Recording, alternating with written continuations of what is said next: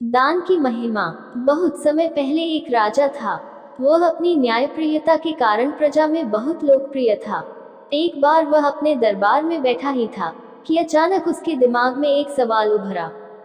सवाल था कि मनुष्य का मरने के बाद क्या होता होगा। इस अज्ञात सवाल के उत्तर को पाने के लिए उस राजा ने अपने दरबार में सभी मंत्रियों आदि से मशवरा किया। सभी लोग राजा की इस जिज्ञासा भरी समस्या से चिंतित हो उठे।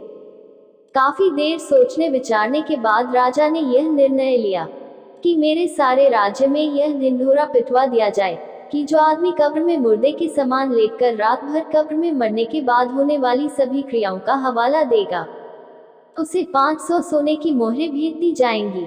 राजा के आदेशानुसार सारे राज्य में उक्त ढिंढोरा पिटवा दिया गया।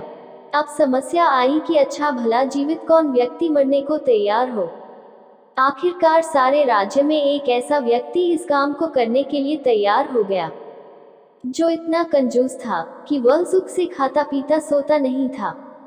उसको राजा के पास पेश किया गया। राजा के आदेशानुसार उसके लिए बढ़िया फूलों से सुसज्जित अर्थी बनाई गई। उसको उस पर लिटाकर बाकायदा श्वेत कफन से ढक दिया गया और उसे कब्रिस्तान ले जाया गया। घर से जाने पर रास्ते में एक फकीर ने उसका पीछा किया और उससे कहा कि अब तो तुम मरने जा रहे हो, घर में तुम अकेले हो, इतना धन तुम्हारे घर में ही कैद पड़ा रहेगा, मुझे कुछ दे दो। कंजूस के बार बार मना करने पर भी फकीर ने कंजूस का पीछा नहीं छोड़ा और बार बार कुछ मांगने की रट लगाए रहा। कंजूस जब एकदम परेशान हो गया तो उसने कब्रिस्तान में पड़े बादाम के छिलकों के एक ढेर में से मुट्ठी भर छिलके उठाए और उस फकीर को दे दिए। बाद में कंजूस को एक कब्र में लिटा दिया गया और ऊपर से पूरी कब्र बंद कर दी गई। बस एक छोटा से छेद सिर की तरफ इस आशा के साथ कर दिया गया कि यह इससे सांस लेता रहे और अगली सुबह राजा को मरने के बाद का पूरा हाल सुनाए। सभी लोग कंजूस को उस कब्र में लिटाकर चले गए। रात हुई। रात होने पर एक सांप कब्र पर आया और छेद देखकर उसमें घुसने का प्रयत्न करने लगा। यह देखकर कब्र में लेटे कंजूस की घबराहट का ठिकाना न रहा। सांप ने जैसे ही घुसने का प्रयत्न किया तो उस छेद में बादाम के छिलके बनकर आ गए। सुबह होते ही राजा के सभी नौकर बड़ी जिज्ञासा के साथ कब्रिस्तान आए और जल्दी ही कब्र को खोदकर कंजूस को निकाला। मरने के बाद क्या होता है, यह हाल सुनाने के लिए कंजूस को राजा के पास चलने को कहा।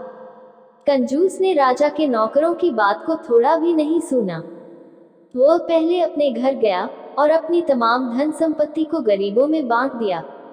सब लोग कंजूस की अचानक दान करने की इस दयालुता को देखकर हैरान में पड़ गए। उनके मन में कई सवाल उठने लगे। अंत में कंजूस को राज दरबार में पूरा हाल सुनाने के लिए राजा के सामने पेश किया गया। कंजूस ने बीती रात सांप व बादाम के छिलकों के संघर्ष की पूरी कहानी कह सुनाई और कहा, महाराज, मरने के बाद सबसे ज्यादा दान ही काम आता है, अतः दान करना ही सब धर्मों से श्रेष्ठ है।